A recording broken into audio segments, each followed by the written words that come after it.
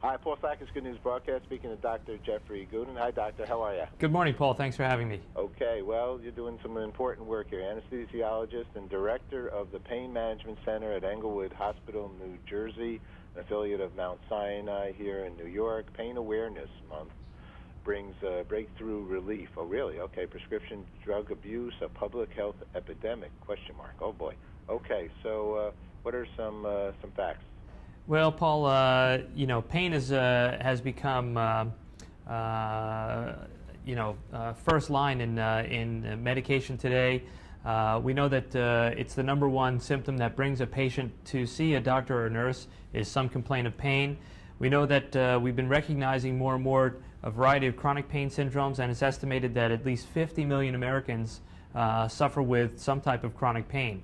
So it's not surprising that clinicians have been a little bit more liberal about prescribing pain medications. We understand better some of these chronic diseases.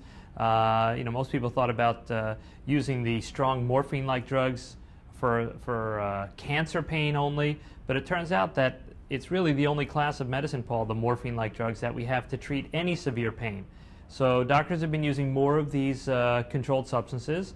And it's no surprise that the more of them we use, the more news we're going to hear about some illicit use or diversion towards the streets. We know that prescription drug abuse is a problem. Believe it or not, Paul, it's actually surpassed marijuana as a drug of illicit use in this country. So believe it or not, prescription pain medicines have surpassed marijuana use.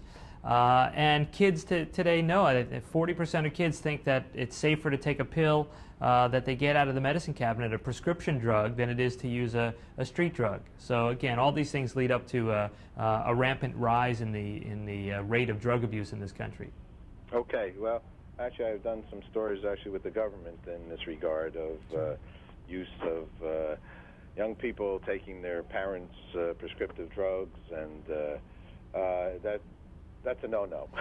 Of course, and there's been a big campaign by the Office of National Drug Control Policy for parents to actually discard any leftover medications they have at home.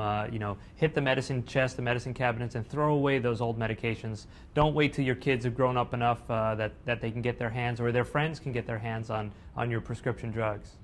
Okay, so are we here right now coming to talk about the fact that this is not a good thing, that young people should not be doing this? Is that the purpose of what this campaign that you're involved with here? Actually, Paul, part of today's campaign is to let the public know that the scientists, the academic centers, and the pharmaceutical companies have been working together with the government to try to bring some safer alternatives to the public.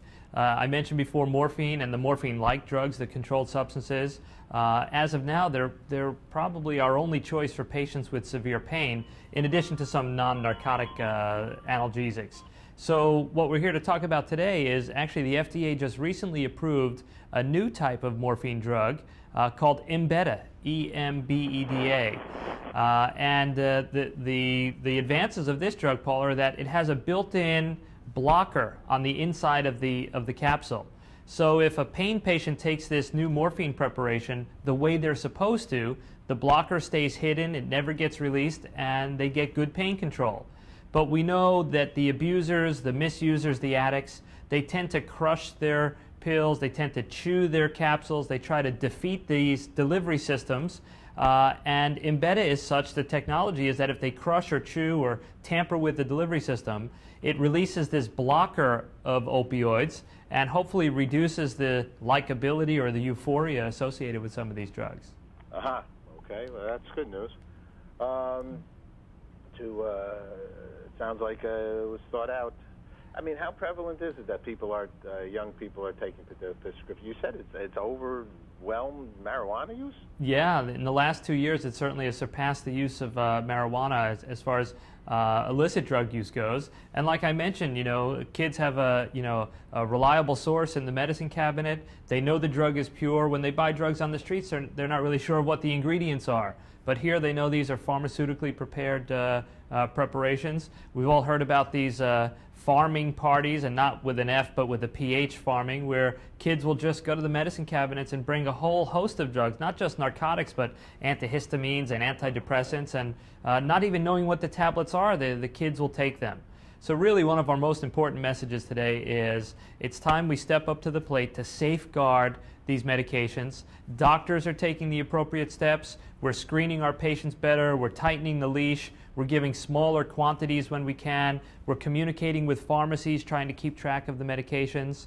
The government is doing its role in providing education, hopefully bringing some of these newer technologies available to market. The pharmaceutical companies are doing their job. They recognize that that they need to promote safety, and they want to come out with newer and hopefully safer alternatives for pain control. So this has really been a universal approach to improving the safety while still ensuring good pain therapies. Okay, well, it sounds good. Sounds like the one more step that the government should, I mean, if somebody got caught with taking somebody else's pills, I don't know. This is really a weird one for me. Sure. I'd be scared out of my mind. I'd be afraid I would go into convulsions. Yeah, unfortunately the kids aren't that scared, and it's happening out there. So we're taking steps in the right direction, and thankfully and hopefully with the government's assistance we'll get some of these new medications out there. Okay, well, thank you very much, Doctor, and for sharing this important news. Is there some websites that people can go if they want to learn a little more about it? Oh, of course, Paul. Thanks for asking. There's a website that's called timetotalk.org, and that's a website where parents and clinicians can go to learn about how to talk to their kids or how to talk to their patients about prescription drug abuse. If you're interested in this new novel technology behind the morphine preparation called Embeda, you can go to King Farm, that's with a PH, King, PHARM.com, read about the technologies. If you go to Yahoo or Google, you can certainly find out some of these new groundbreaking, potentially abuse deterrent or abuse resistant technologies that are in development. You can go to any number of chronic pain associations, clearly do a web search like the American Pain Society, American Pain Foundation. You can go to painfoundation.org. So there's a whole host of websites available for education out there.